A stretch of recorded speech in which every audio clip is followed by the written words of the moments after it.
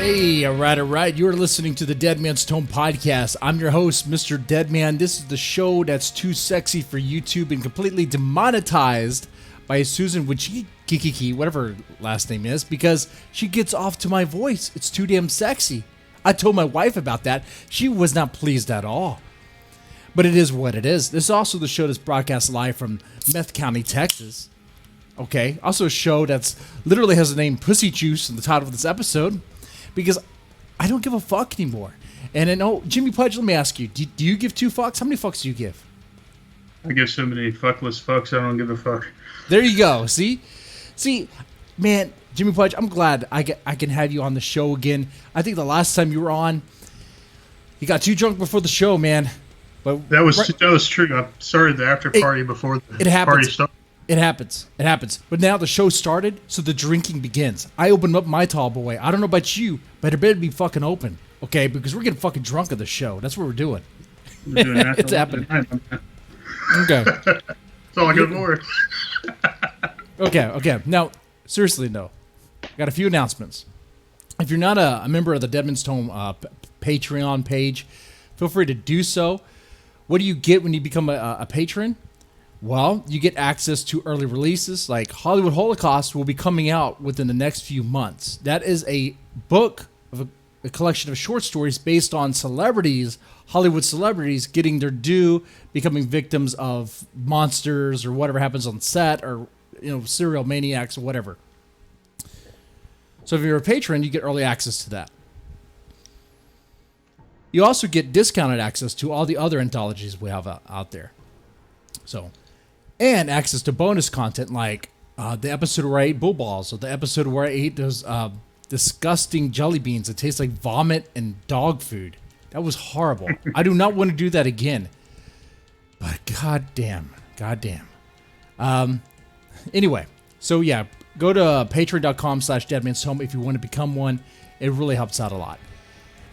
The last thing I want to say is, if you feel compelled to donate, if you want to, you don't have to, but if you want to, all that money is going to be going towards the artwork for the Hollywood Holocaust. I already requested 2 additional art pieces from Damascus Mincemeyer, but if I get more money coming from you guys, and thank you so much for your generosity, I will ask for more, and he'll do it because I'm gonna pay him. Here's the money. Gotta get the art. He loves to draw. The guy is talented. The guy is fucking talented.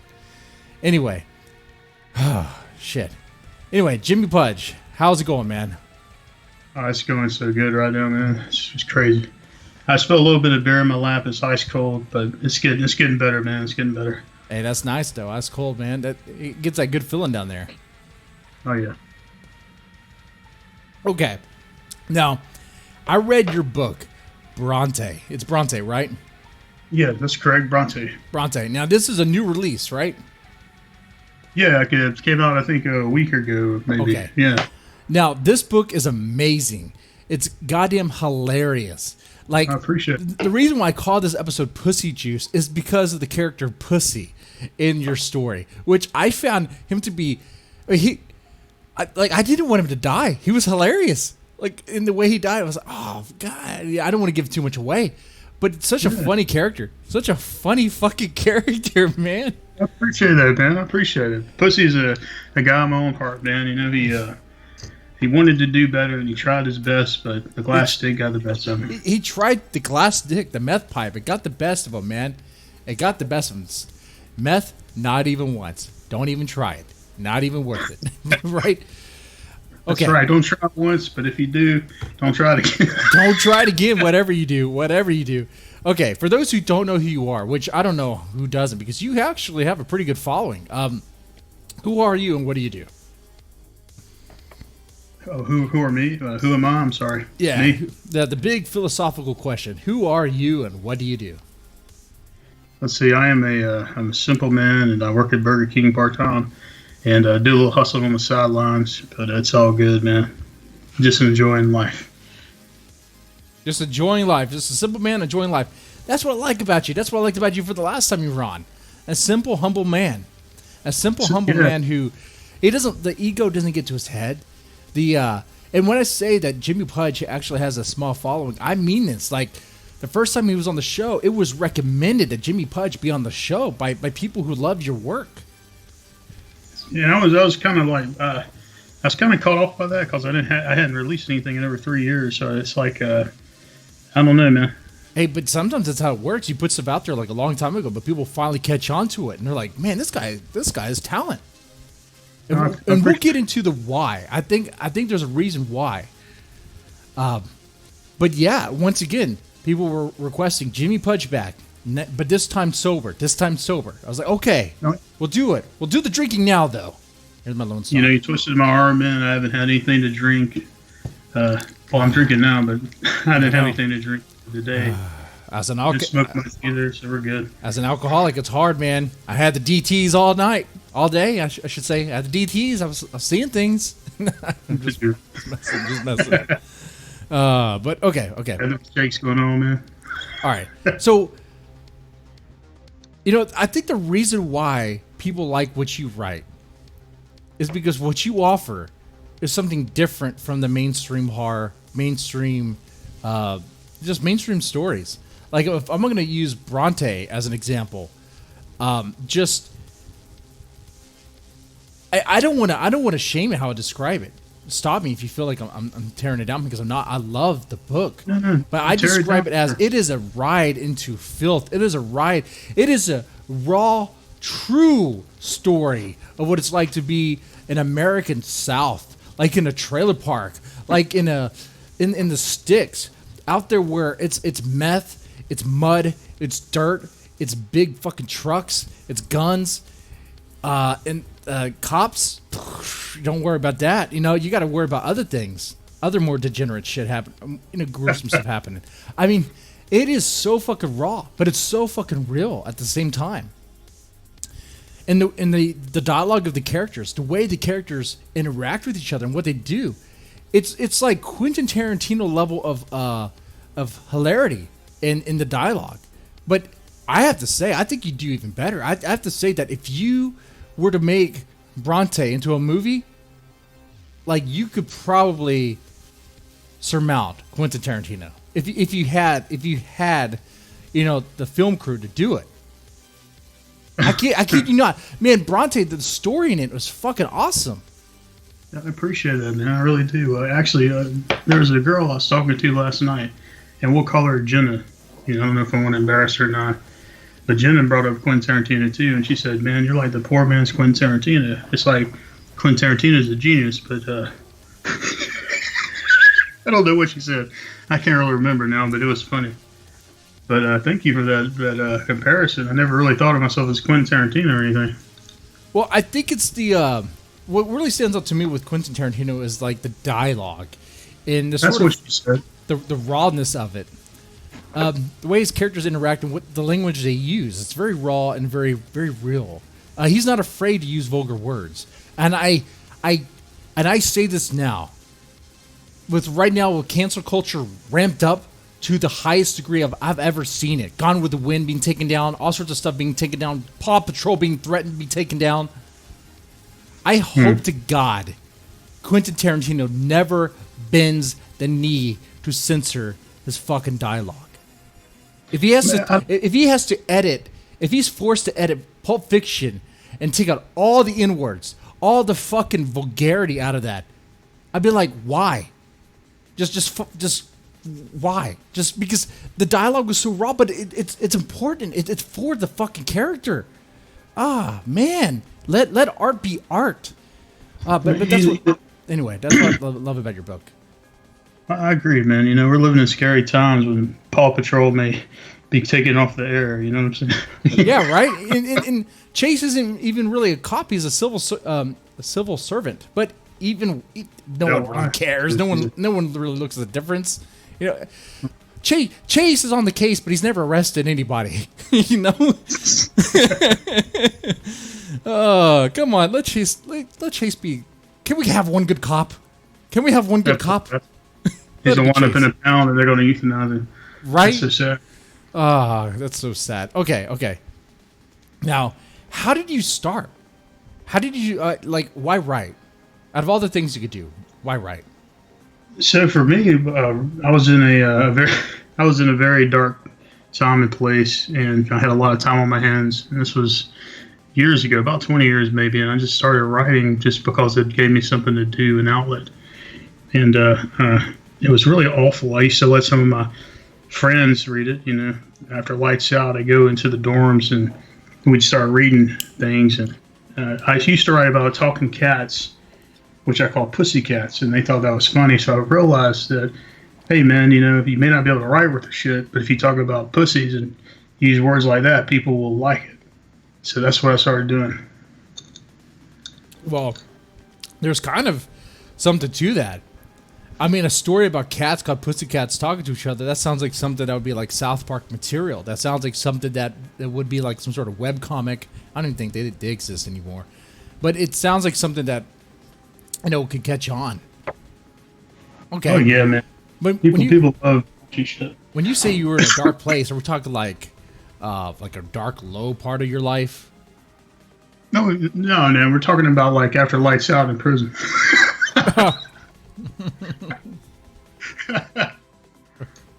So no sodomy or extra sodomy? No sodomy, man. Nobody saw nothing. You know what I'm saying? Okay, that's good. Okay, so and now, do you consider your content horror, or like how would you classify it? Well, it depends on what you read. If you were to read Bad Billy, that would be horror. That was what I started out with, and then I had a short story collection called Your Ass is Grass, Tales from a Redneck Gangsta.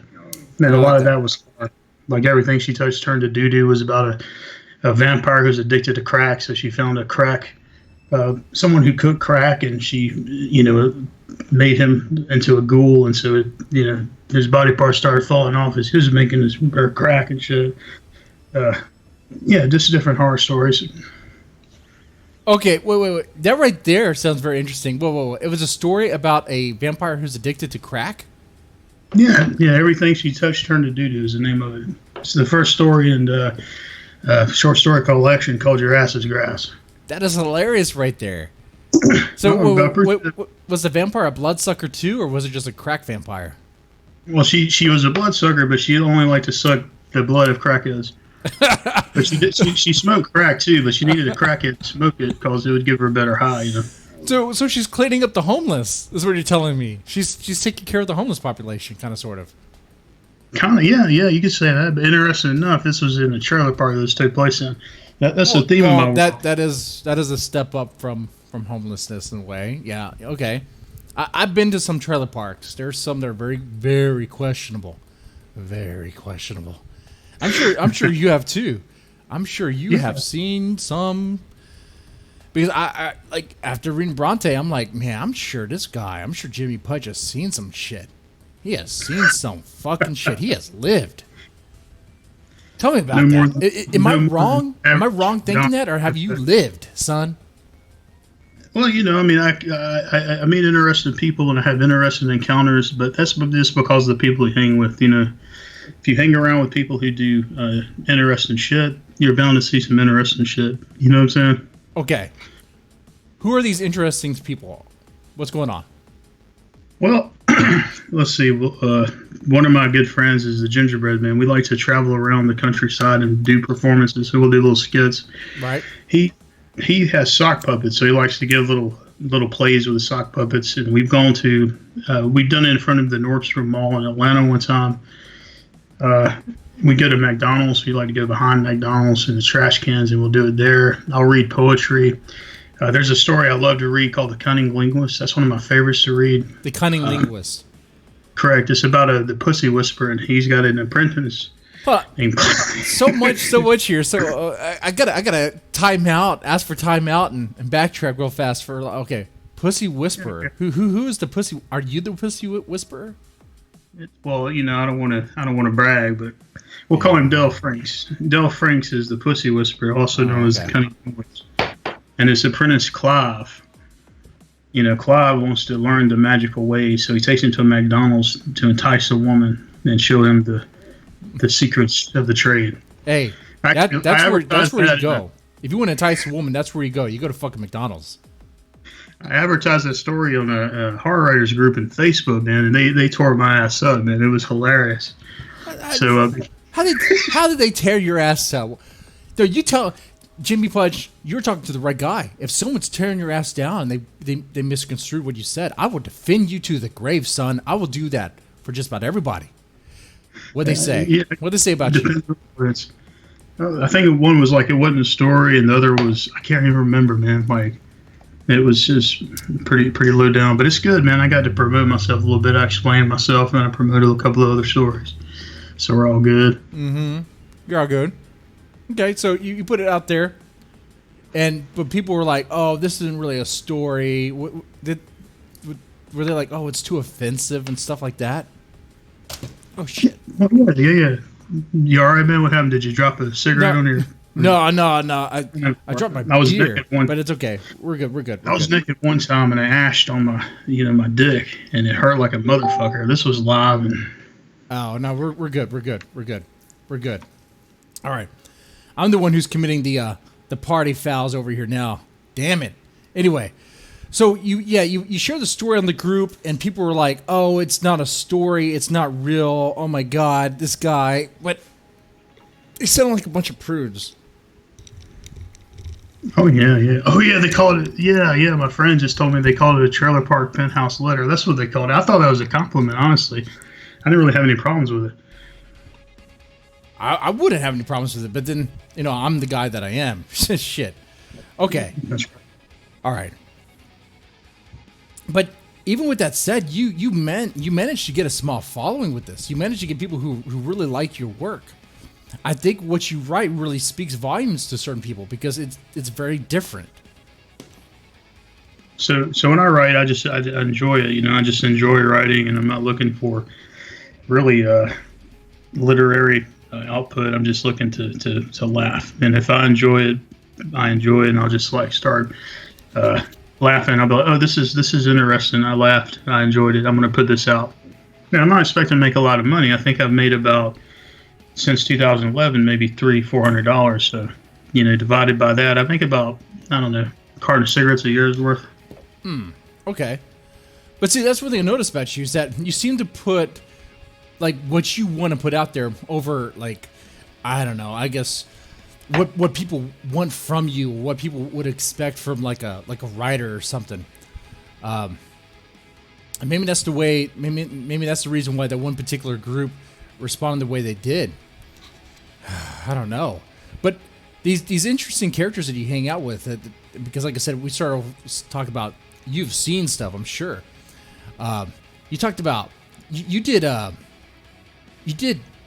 readings behind McDonald's. Oh yeah, man. I enjoy doing that. It gives me a chance to get out there and put my work into use. And so I will go behind the trash can. I always advertise it. I'll advertise it on Facebook, and I'll get like I'll get some posters from Walmart, and I'll use a permanent marker, and I'll advertise a location and time, and I'll staple it to the telephone poles, that kind of thing. For real? Yeah, man. We never really have a big turnout. Well, I would imagine so. Not really a big turnout, but do you get a turnout? We've had a turnout before. I'd say I've had 3 people sometimes. At the mall now, we had a huge turnout. They weren't there for me either. They were there for the stores. But we were there for a little while until we got kicked out. But it was fun. Well, I mean, we're talking about a sudden reading behind a McDonald's or someplace where I wouldn't expect people to even go. But if you're reading poetry or your short stories or whatever it is you're reading there, and people show up and they listen, that's pretty wild. That's pretty grassroots. That's pretty gonzo. We do that, man. I mean, we don't have, like I said, a big turnout, but the customer's waiting to get their order. There's always some interesting looks, especially if they have their window rolled down. Well, I'm sure you have some stories related to that. And you said you've been kicked out before. I mean, like, what are you reading? Are you reading content kind of like Bronte, where it's like pussy and fucks and shit like that? Yeah. I felt bad about that, man. I was a little drunk. I shouldn't have done that. And the security guard explained that, and I got his viewpoint. So I don't do malls anymore. That was a one-time thing. Oh, shit. You got the security... Party malls looking for me to read. I apologize. I just can't do that anymore. You got the security guard mall coming after you. You got kicked out by the... Oh, damn. It's one time though. No. Just one time. Okay, that's good. That's good. That's good. Well, Well, it was a okay. Norse outside of, to be fair. So Well, I probably should have shot lower than Norse was my first time. well, the stuff that I'm saying about the small, the small, I guess, the small fan base of the crowd that really enjoys your work. Now, am I speaking French? Do I sound crazy when I say that, or is that accurate? Like, do you recognize that? Do you mean the small crowd that enjoy? Oh yeah. I've got some good friends. Like one guy, Rick. I killed him in Bronte, but I killed him in other books before. He likes to be killed in my books for some reason. So I'm like, sure, man, no problem. But he's been with me. He read the first thing I released, and ever since then, he always reads these books, and he just really enjoys them. So that makes me feel good. And so I keep on writing. You don't get a big crowd with this stuff, all right, obviously, but it makes people happy. I'm happy, and I'm not really looking for fans, really, just friends. And I've met a lot of friends on Facebook, so it's just nice. Yeah, and I think something goes with that. I don't think it's about the size that's important. People say size matters, but I think it's about the quality, right? The quality matters. I mean, you could have a huge size but not know what to do with it. You know what I'm saying? Shit. Right, man. That just happened. That just happened to me yesterday. It happened with you yesterday. This girl. Oh, okay, finish. Yeah. So this girl was giving art classes in her trailer, and I wanted to support her. She used to be an art student, but she hadn't really been able to get much work. And so I was like, okay, how much? She's like $10. So I go, and there's like 9 other girls in the trailer, man, and I'm the only guy. I'm feeling kind of awkward. And on the couch is Pinwheels, which is a buddy of mine, and he's naked on the fucking couch. And she wants us to draw Pinwheels, right? Yeah. So, So I draw Pinwheels, and I give him a little peeweenie. I give him like a little, Okay.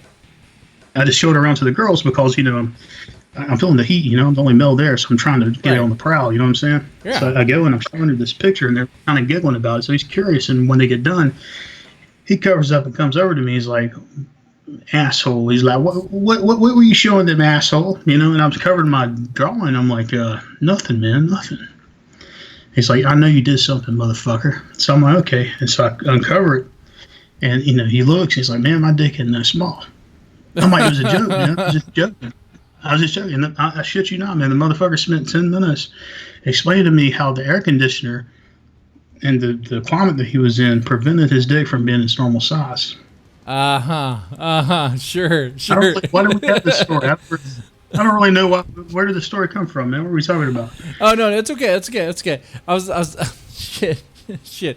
I was talking about with some people, some writers, some authors have a large crowd, a large following, and they benefit from that. But some people, they have maybe a smaller crowd, but they're very vocal and they're very supportive. But your story about the pinwheels and the guy making excuses to explain his small dick is very interesting. That's what I like about you. I ask a question, we go someplace, I'm like, hey, I think they kind of reminds me. I didn't even think it was that small. Really, I didn't really think he owed me an excuse. I mean, it wasn't that small, but whatever. Yeah. Now, okay, let me ask you. Okay, so yeah, out of all your writing stuff, have there been any obstacles or hurdles that you had to overcome? Well, yeah, absolutely. When I first started writing, I had trouble with sentence structure, spelling even. I wasn't the biggest reader. I didn't really start reading until I was down. You know what I'm saying? When I was down, I had a lot of time on my hands, so I started reading. And so I started with trashy romance novels and whatever was donated to the library. So a lot of Westerns, a lot of Louis L'Amour Westerns, John D. MacDonald mysteries, things like that. And my writing got better the more I read. And I would put it out there for the other inmates to look at. And some of them really actually started laughing towards the end, which brought me joy because, for me, it was like, wow, I made this motherfucker laugh in these dire circumstances, so I'm doing something that feels good. So that's kind of why I continued writing. But it was a building and learning process. Okay. Because my first story was about a pussycat who can talk, and he had a sword, and he was walking around with a sword, and he was talking. I wish I had the story still, but it was horrible, man. Hey, a lot of us, if we're gonna be honest, feel the same way about our own personal stories. Our very early works probably not the best. Hell, if you even ask Stephen King about his early works, if he's being honest, he might even say it's not probably his best work. I don't know about that, man. I don't know. Yeah, some of his early stuff is probably his best work. I'm talking about the stuff he didn't put out there. I don't know. Stephen King now, like his later stuff is like, God, what are you doing? But his early stuff, it's like, hey, I like this. That motherfucker was turning out plots in his mommy's tummy, man. I imagine. Yeah. Okay, but you started in when you say you're down. When you were down, you mean like when you were in prison? Yeah.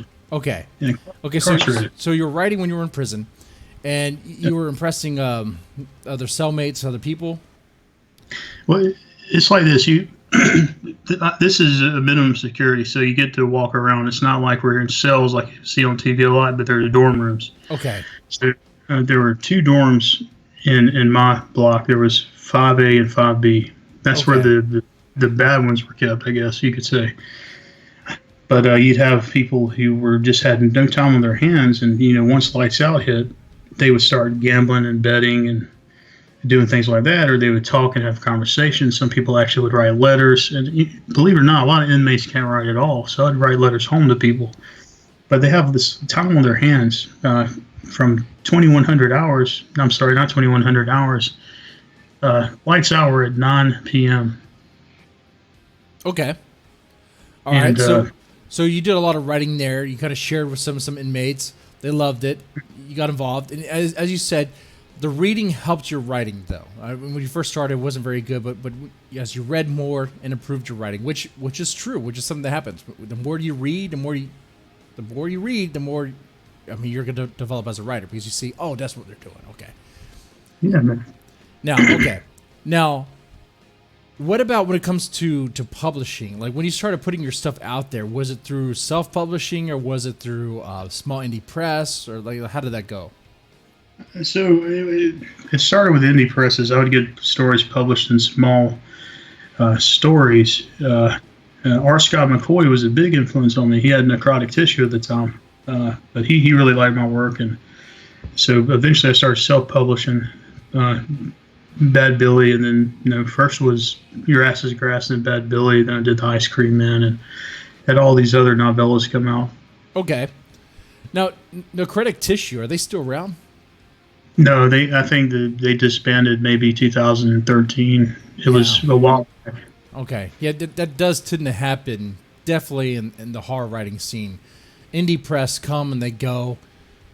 If anyone lasts for longer than, I don't know, a couple of years, I'm like, okay, maybe you have staying power. I don't know. They disappear overnight anymore. Have you ever heard of this e-zine called, I think it was called, dang it, Deadlights. That's what it was called. Did you ever hear about that? I'm not sure. When was this around? Because for 3 years, I completely vanished from the scene, like 2017 to 2019. 2016, 2019, I wasn't around at all. Okay, I'm going to let the chat. I'm going to let the chat in the comment section correct me here. I don't want to do Google searches while I'm talking to a guest. That's kind of rude. But I think it was 2016, 2017, around that time. It was around the election time, I think, a little bit before then. And they popped in, and they only had like 2 issues, and then they disappeared. And the cover looked great. The stories were good. I was fucking impressed. I was like, man, this is a horror magazine. Like, they mean it. Like, this, they know what they're doing. And I was saddened that they did not.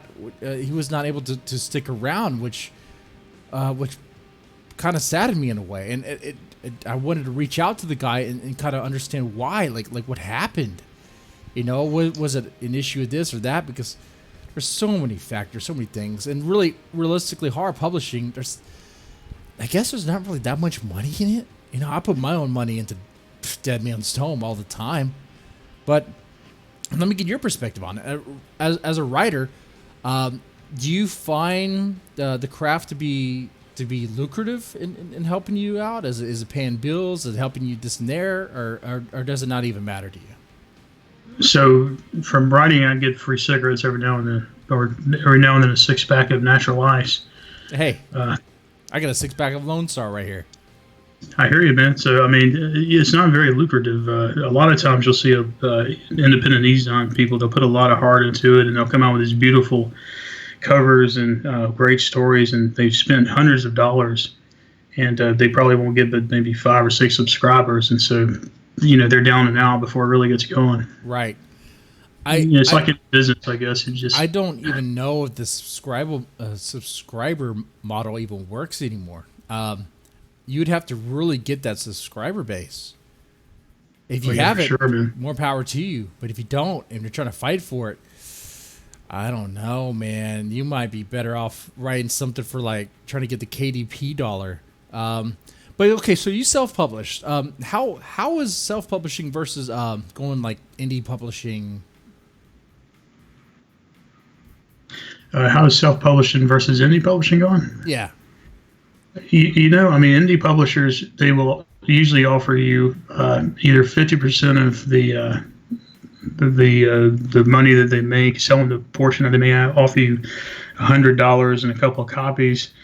So, if you go indie, you probably make more than self-publishing unless you have money to spend on self-publishing. So if you can afford to reach out and do BookBub, things like this, and market yourself, you can make a pretty penny, I imagine. But if you don't have the dough, self-publishing, you're just kind of, doing a little hustle on Facebook or Tinder. Not Tinder.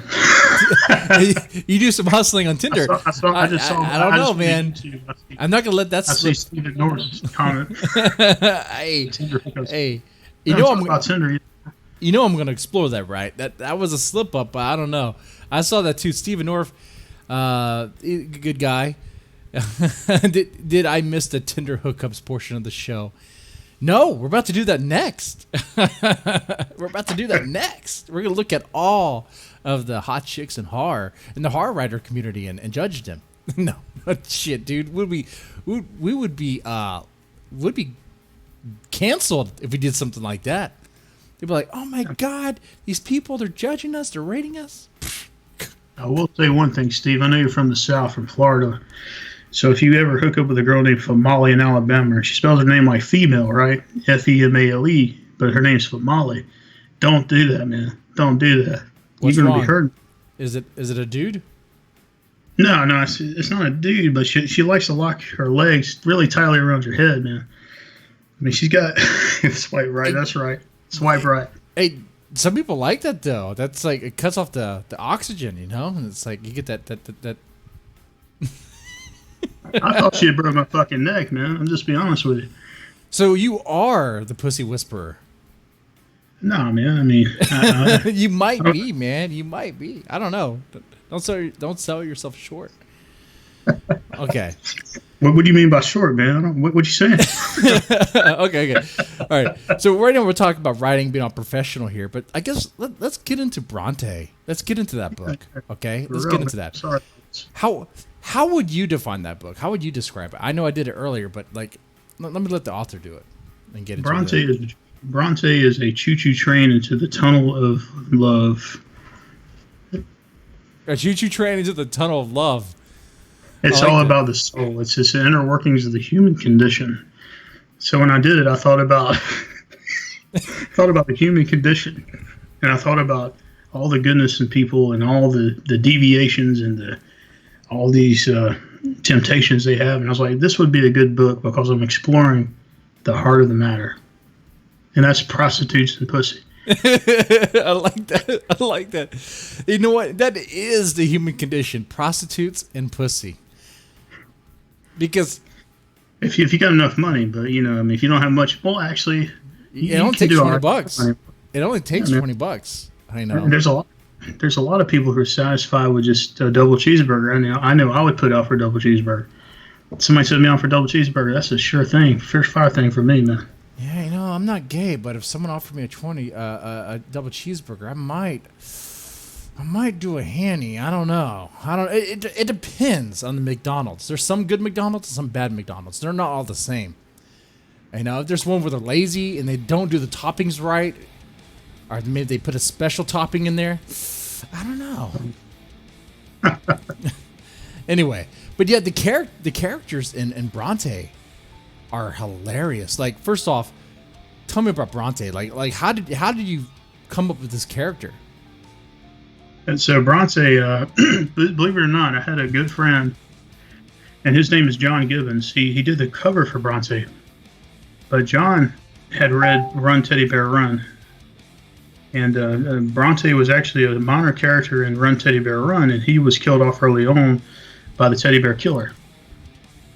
So he's like, man, I really loved your character in Run Teddy Bear Run. He's like, why don't you write a book about him? I was like, okay, I'll do that. So I decided to write a book about him. That's how it came about. Oh shit! It just spun from there. Okay, but Bronte is actually an interesting character too. I mean, he's definitely deeply emerged into the nitty and gritty, dirty sort of lifestyle that happens with like prostitutes and money laundering, having a business to front all the illegalities you may do.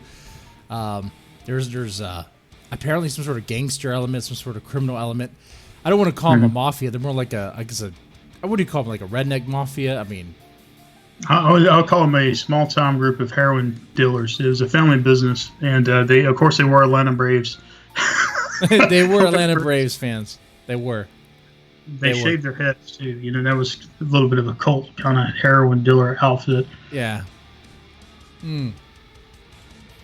What was interesting about him is that he had some insight. Like, while he was immersed in that, he was in deep in that lifestyle, if you want to say, but he was a businessman about it. Like, he wasn't like even the girls that, or the girl that Sugar Bush, is that her name? Sugar Bush, right?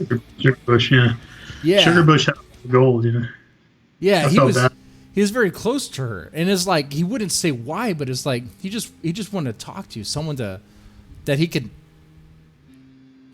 just have a conversation with, right? Yeah, I mean, yeah, I'd say probably one of the best chapters I've ever written was that one chapter where they were in bed together, and it was just like you could really get to her soul. Yeah. But it's like their feet touching in the bed, and this love and tenderness. Right before they stormed the house and shot her up, and he decided to go out for revenge on everybody. Yeah, right, right. Good. I mean, there's depth to that character, and I think that's what helps. I found Pussy to be hilarious. Like, first off, before we go any further, tell me about Pussy. Where'd that character come from? So, when I think about Pussy, I kind of think about myself. Oh, so you're pussy juice? Well, no, not necessarily. But it's like I think about this guy who's down and out, and he wants to be a better person, and he tries his best to be, but he just can't quite get there. And of course, so you kind of see those repercussions. He's dragged back into it, and right. Things get a little bit hectic, and then he strangles the girl behind the liquor store. So it was an accident, bro. It was an accident. I mean, if you could turn back time, it would have never happened. Pussy. I was rooting for that character, by the way. I was rooting for him to change. He was like, I'm gonna turn a new leaf. I'm no longer Pussy Juice. I'm no longer Pussy. I'm Shelly now.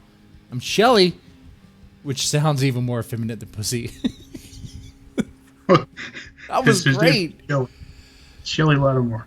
That was great, man. Like, I swear, the dialogue in this is hilarious. Like, you're, I don't know, the way you deliver on the humor is, like, spot on. Like, that's not something you learn. It's something that, I don't know, I think it's innate. Like, I don't know, what do you think about that? So, basically, it's just, I hang around these characters, and we have these day-to-day conversations. Pretty much, I'm talking like I would talk, honestly. So it's just how I hear things and how I say things, and pretty much I just put it back into the writing. So I appreciate that, man. I'm glad that you think it's entertaining. That's good to know. Oh man, it was solidly entertaining. I know people at Burger King I work with don't appreciate it too much, but Well, they don't know art. They don't understand it. They might try to cancel it one day because they're blind. I don't know. But hey, let me tell you, I enjoyed it. And I've been reading a lot of books lately, more so than ever. I should have been reading before, but I've been playing a lot of video games, been fucking around doing other stuff, focusing on stupid internet drama, whatever. But I have to tell you, and I'm not kissing your ass when I say this, Bronte is flat out fucking hilarious, and it entertained me all the way. I couldn't stop reading it. I finished it pretty much in one day, like within a couple hours, but I just couldn't stop. It was great. You get this. First of all, Bronte sounds like a humble fisherman in the very beginning. Yeah. You know? And when you learn what he's deep into, it's like, wait, this guy is in deep into some business here. But throughout the whole thing, he's a businessman, whereas everyone else dabbles into other stuff, or maybe they get too blinded by revenge or whatever. I think this deserves a 5 stars. Please tell me that the feedback on Bronte is really good. You know, I mean, the feedback on Bronte is great. I've had 3 people talk about it to me, and they all seem to enjoy it. And, you know, you're the 4th, and you seem to like it too. So I'm glad to hear that. I love it. After this, I'm gonna rate it on. Is it available on Amazon? It is on Amazon, right? Yeah, it's on Amazon. You can get it for, I think, 99 cents or $2.99. I can't remember how much it is. It's a ebook though. I don't have a paperback. Okay. I'll get you a copy. Oh no, you gave me a copy earlier. Don't worry about that. But so I'm gonna definitely leave a review later on, and definitely give it a 5 stars. I would definitely highly recommend it. All right. Other stuff about Bronte. Well, let's get into some of the other characters, like Little Ronnie. His name is Ronnie, right? Little Ronnie. Yeah, Little Ronnie. There's Big Ronnie. He lost his dick. His dick got. Well, I don't want to give it away, but he lost his dick. How the? You're making this book sound like it's about dicks, man. This book is about so much more than dicks. But hey, you have someone who gets his dick cut off, and his dad comes to the hospital. Is like, you know, this is my son's dick. Well, it wasn't cut off; it was bitten off. But you know, it was bitten off. Shit, dude. That's right. You're right. I just didn't want to give it away. It was bitten off, chewed off. Ooh, man. Okay, Little Ronnie. Is that someone you know? Is that based on someone you know? You know, it could be though. No, but it could be. I mean, it's a realistic type of character. It's like somebody. I believe everybody would know Little Ronnie, for sure. There was a guy named Bobby One Nut I used to know, and Bobby was always trying to impress people. He'd climb flagpoles and do all kinds of things. And then one day he impressed too much and he slipped and he lost his nut. But Little Ronnie, was Bobby One Nut also in prison or jail? No, he wasn't in prison. He wasn't in jail. He was actually a really docile guy. Okay. Yeah. He just liked to show off. I wonder if that would get him. I wonder if that would impress the ladies. I have one nut, ladies. Want to check it out? It might, man. You know, it might. I'm sure it would. I don't even know. But man, okay. Wait. Something slipped here because you said Pussy's your character, kind of in a way. It's kind of you, but there's so many funny, hilarious stuff that happens with Pussy. Like he's been in prison for a long time. He finally gets out. He has his party, and what you describe in the I guess welcome back or out of prison party is hilarious there. I mean, do you want to get into that real fast? Yeah, man. I mean, yeah, anything you want to talk about, please. Sure. Let's get into that. All right, so you have Pussy. He's been out of prison for a while because he's been in prison for a long time. It sounds like he's extremely horny. He just smokes some meth. It sounds like, and god damn, like his raging boners hitting the underside of a table. Just trying to get out, man. There's a lot of pent up pressure there, man. So is that? I mean, where did you come up with that? Was that just like imagination? Was that based on something else? No, it's based off years of hard work and literary merits, man. I've been writing for a long time, and I realized, wow, this would be literary gorgeous to have this guy pull his dick out at a party and have it hit up against. I was drunk. That's all I could. I used my talent on drinking and yeah.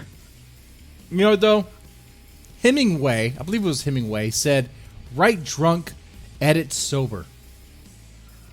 That's true, man. By That's true. God, he's a fantastic writer. If they ever come after him, they try to cancel him. Well, I don't know. They may try. They may try. They may say, I think he got a little too handsy with some of his female friends. I don't know.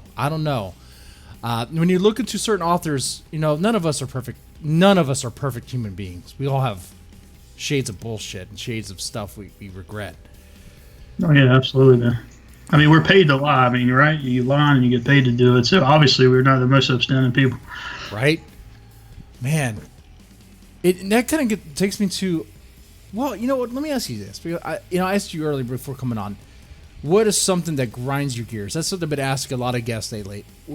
And I think it was, you said something about, like, when you open a book, like, you already know how it's going to go.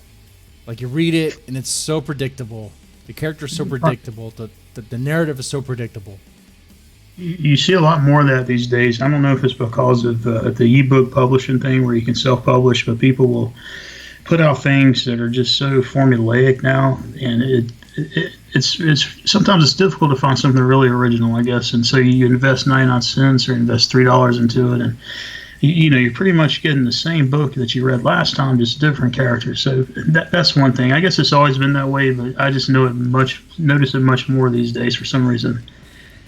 If that makes sense, I don't know. It does make sense. It does. And I wonder, are these people just writing as fast as possible to crank something out to make money? Like they're invested into these. I don't know. I don't get it. Or maybe not. Maybe I just have an awful choice in writing. That could be it too, or reading. You know. Before we really get into this, let's frame this a little bit. When you say it's formulaic and all that, are we talking about the ones that are obviously doing it, the ones who are writing like the dinosaur erotica or the certain erotica stuff where it's obviously formulaic and they're just changing the character names and settings or whatever? Boom. Are we talking about like even in horror and other genres? What you mean by dinosaur porn, man? Dude, there is dinosaur porn on Amazon. You don't know about that? I think I do actually. Dude, know what you mentioned. You go to Amazon right now in the chat. You go to Amazon right now. There's books called "Taken by the Dinosaur," taken by T-Rex, and it's a book about a tribe woman who's getting boned by a fucking velociraptor, and she's living afterwards. Well, I'll be down, man. I'll be down. I know. I read part of this book, and she has to put certain herbs and spice in her cooch to get it smelling right so that it would be favored by the tribes people and by the dinosaur. I kid you not. This is real stuff. This is out there. And you sound like you read one of these, man. I read them. I used to do a little segment called Fuck Amazon. I was pissed off at Amazon for banning one of my books. And I was just reading these things. But the more I read them, the more I actually started kind of liking them because they're hilarious. I don't want them to be canceled or removed. I find them to be fucking hilarious. But yeah, there's dinosaur porn. But when you say things are very formulaic and all that, I mean, you're talking about like horror and like... Sure, man. Like any genre, but horror is what I read the most. Okay, you know? so what is a good example? Well, I don't want to say anybody's name, man, but like there's been several times where I picked up a book and I've read it and I was like, oh yeah, this is very familiar to what I read 2 weeks ago. You know what I mean? Right. And I definitely don't want to say anyone's name here. I'm not about that drama. Definitely not anymore. There was a time and day maybe where I was, but okay, a mainstream author maybe. Oh, well, let's look at James Patterson. I don't even think he writes his books anymore. He doesn't write his books anymore. I think he has people who write for him. Yeah, I think he does like an outline, and then people fill out the outline or the telephone. But he's killing it, right? He lives because I saw this Epstein documentary on Netflix. The motherfucker produced that. But he's living in a mansion Palms Beach or somewhere in Florida, somewhere nice. He But it's is. like, He's living the life. People write for him. He doesn't even have to write anymore at all. exactly, man. I mean, how is that? I mean, that's fucking great, right? I'll tell you what. I'll go even deeper. I'm talking specifically horror. I'll tell you what bothers me is like, it's like I could already from the cover, I could already tell how the book is gonna go. If it's like a vampire book and you have like some vampire chick, and maybe she has like red eyes and some blood on her mouth or whatever. Start reading it. I'm like, well, this is gonna be one of those. The vampire chick is gonna be very hot, very seductive, and it's gonna be about her. Maybe she starts off as mortal and she becomes a vampire later on, but then it's gonna be kind of cliche in a way, right? What? Yeah, I mean, maybe. You're right. Sometimes covers do give it away too much. Sometimes not. Sometimes not. Sometimes not. I'm a little wrong there. I'll get that. Don't get me wrong. I mean, I would love to read about a vampire chick with red eyes if it gets really hot. You know what I'm saying? Like, is this like a? That might be pretty good. I might pick that one up. No, but what I was saying. Oh yeah, I don't mind the hotness. What I was saying was that like there's even certain descriptions that are always like cliche and predictable. Like every time, I don't know about you, but usually when I read like a book that has a vampire in it, they're always described as being very attractive and very hot. Which, hey, as a male, I don't complain. I'm like, sure, keep it going.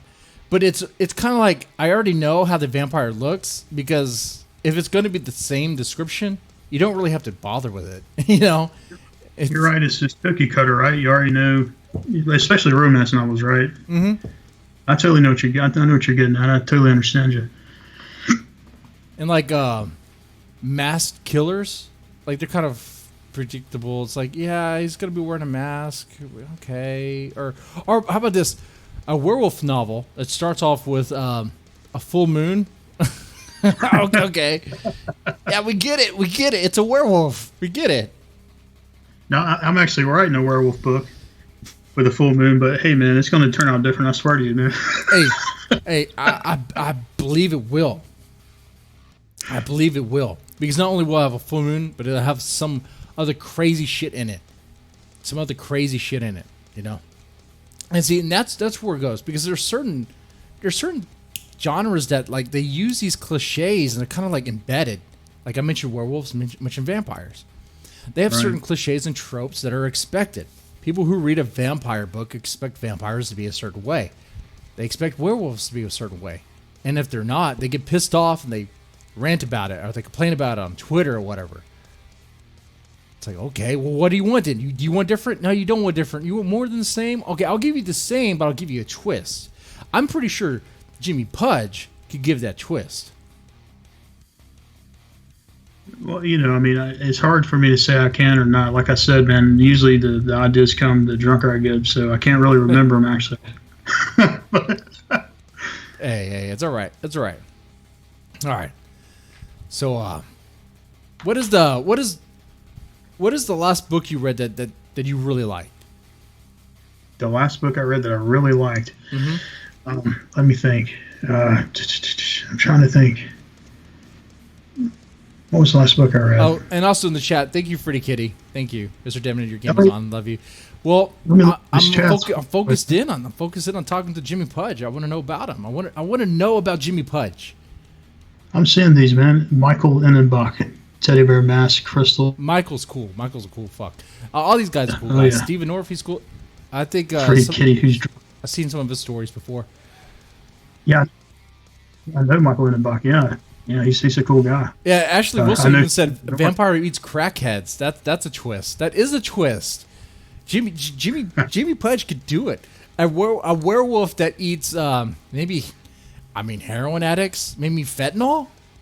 Maybe the werewolf takes care of the fentanyl epidemic. I don't give too much away, but it's about a girl with a Twilight obsession, and so she, of course, gravitates to this bad boy who has come to work at McDonald's. It's not McDonald's, obviously, but it's like McDonald's. And as it gets darker and darker, the worlds begin to intertwine. Ooh, nice. I'm gonna dig into that a little bit. It's a werewolf story as and they're working at this weird McDonald's. As things get darker, things intertwine. Give me some juicy stuff about that. What's going on with that? So what I want to do with this is I want to have the chapters each different. I want to have a diary entry and then a newspaper article entry where they talk about something wild happening, like maybe there's wild coyotes in the area, but animals, people have been slashed apart, which is formulaic, right? Yeah, a bit. But it is. I mean, coyotes are an uptick. There's more coyotes in certain cities. Okay. And then we have the journal chapters where the girl is, she's clearly obsessed with this guy, the smoldering guy. She keeps on thinking about how, he's like Jacob from Twilight. So she's obsessed with the dude, right? She's like a goth chick, dresses all in black, works at this place, this fast food chain, and they've hired this guy to work as a cook, and of course he's dark and mysterious. Okay, another goth guy. Okay. And of course, all these things are happening in the neighborhood, right? All these crazy ass things, and things just keep on going. And yeah, there's a twist for sure. For sure, there's a twist. Okay, I don't want you to give it away. I don't, but in a way, I kind of do. I enjoy a good tease. I'm sure the chat and the people listening enjoy a good tease. Can you give me a hint of what the twist is? Can you just give me a little nibble, a little something? Can you show me that? The sheriff who was this girl's daddy. He sees something very unusual at the end of the book, and it's very sad, but very funny at the same time. That's all I can tell you. It's her dad. That shows her something very funny and very sad and very funny at the same time. That's right. He's called to a crime scene, and it's hilarious. It's sad but hilarious. Chat, those listening right now, speculate on what that could mean. This is coming from an author who Bronte is a hilarious book. I cannot even begin to try to really, really fully describe that. It's a wild ride. And also the same author who wrote about a vampire who feeds on crackheads. So what could this sad and hilarious twist be? Speculate in the chat. Speculate in the comment section afterwards. Feel free to. We'll see if we're right. If we're right, maybe we get a free copy. I don't know. Maybe I'll give you a free copy. I'll buy one and give it to you. I don't know. We'll see what happens. All right, Jimmy. What is you got a favorite horror movie? Favorite horror movie? The original Texas Chainsaw Massacre was always a favorite of mine. The original. Yeah, I like the original is very good. The original is very good. The only thing the remake has is that it has Jessica Biel in it, and her shots are very, very nice. Her I don't think they can get that the wife beater she was wearing any more wet than what they got it. Shit. If I'm thinking of the right movie. Yeah, that's the right one. So yeah, anyway. So yeah, the original. So what was it about the original that makes it stand out to you? Well, I guess it's when the almost, I don't know if he's dead or not, but he's holding the hammer. It seems like they're holding the hammer for him. Maybe he's still alive. Maybe there's still some air in the old motherfucker's lungs. I don't know, but he's about to try to hit that girl in the head, and her eyes are looking around all crazy. She's kind of drenched in blood. I'll never forget that. To me, that was like, wow, that was a pretty interesting movie. And that was one of those movies when it came out. Man, that's like. That's like something that would happen, in the woods at night around here. You know what I'm saying? Right. It was one of those movies that made it seem like it was based on a true story when it kind of was, but not something in Texas. It was Ed Gein, right? Oh yeah. It was based on him. But what's weird is that that's a very believable story for what could happen here in Texas. Because I don't know if you've been to Texas. But no, never been to Texas. I've been to Alabama. It's a humongous state, a giant, massive fucking state, and a lot of places where it's nothing but woods. Some places where it's nothing but desert. It has it all. It has a lot of variation, but a lot of nothingness, and anything can happen in that nothingness. Anything. But yeah, it's a good place to write about, man. Mm-hmm. Yeah, you know what? There's something else I like about your work. It's what I call real fucking horror. Real horror. Like, you write about characters that are going through some real shit.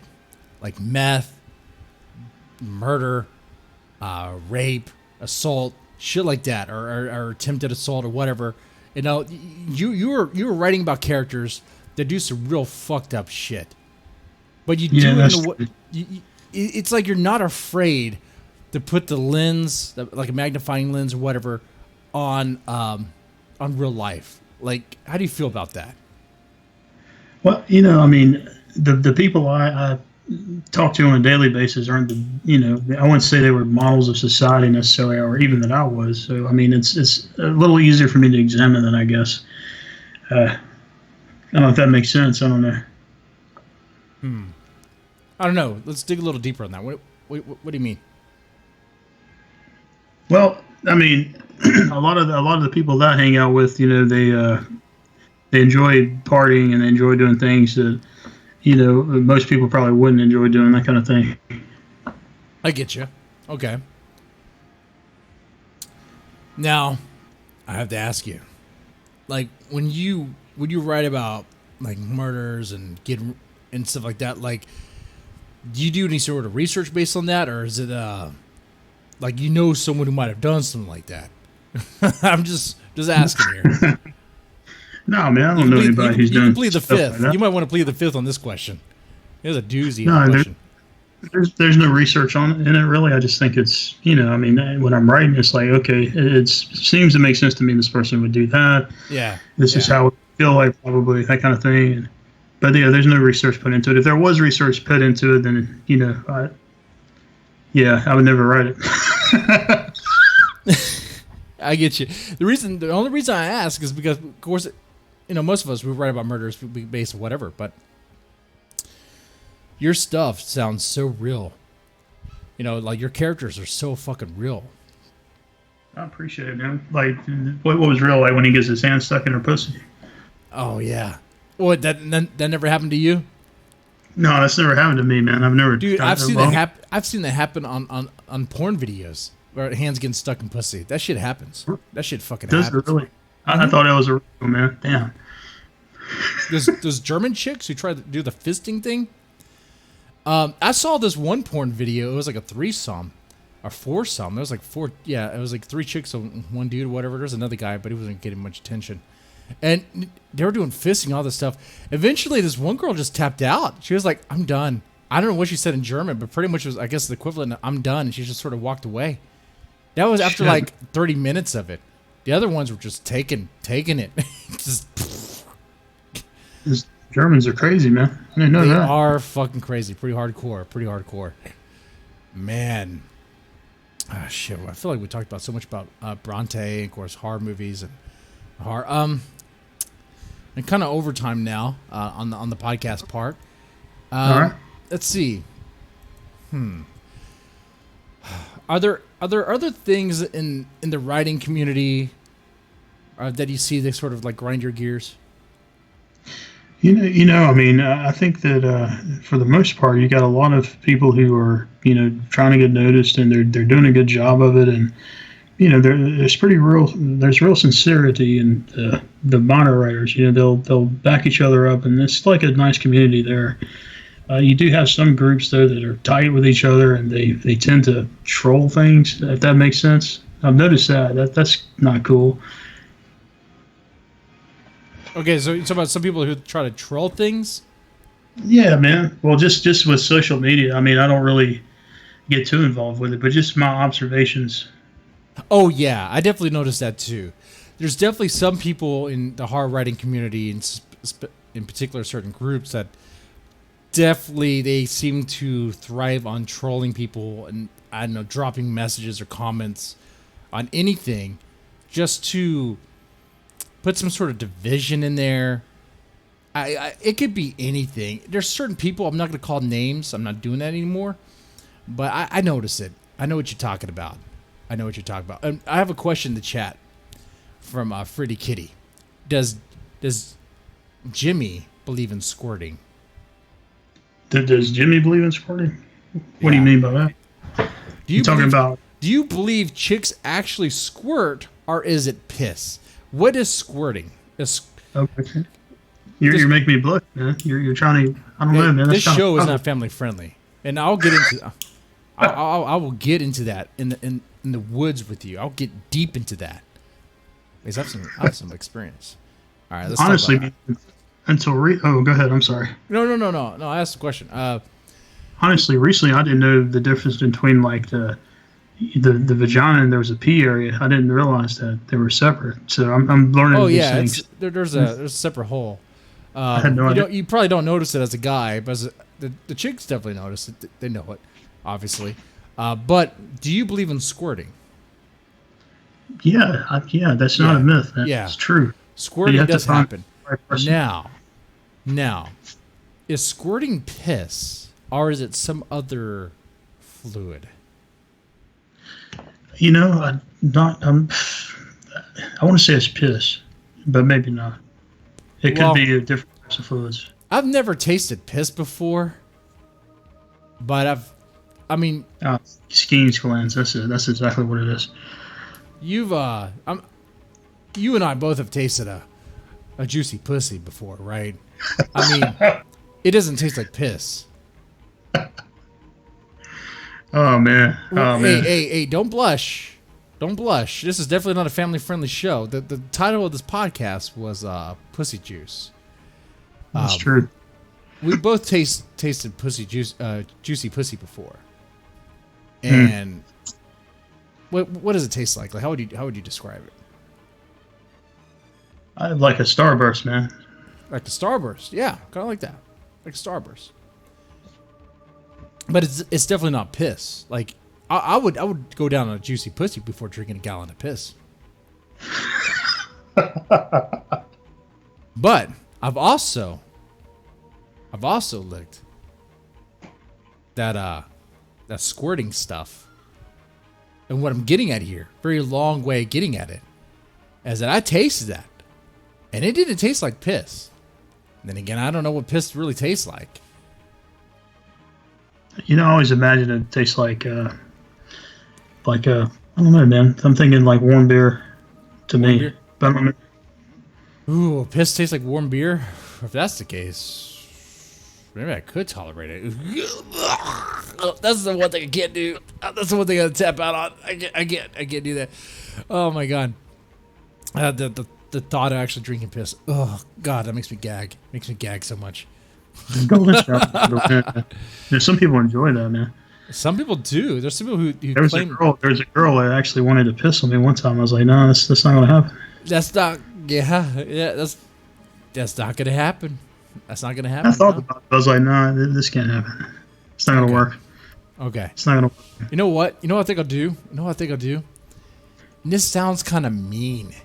This does sound kind of mean, but what I think I'll do is I think I'll wrap this part of the show up here. If you're on board with this, Jimmy, if you have time, you still want to talk to me, even though I revealed myself to be kind of a degenerate in a way. No, man, it's okay. I say that jokingly. You know I do. If you still want to hang with me for about 20, 30 minutes, we can go into some crazy stuff. But for a Patreon episode. So if you want to listen to that, if you do, I hate paywalls. I do hate paywalls, but it's one way that helps support. And I guarantee you the money does help support Deadman's Tome and help support what we do. It's patreon.com/Deadman's Tome. So if you want to get access to private shows, that's where you go. Okay? All right, so I'm going to wrap this part up here. And I guarantee you what we talk about is going to be fucking crazy. All right. Jimmy, we'll wrap this part up here. Guys, ladies, press the like button, share, subscribe. I'll take it easy.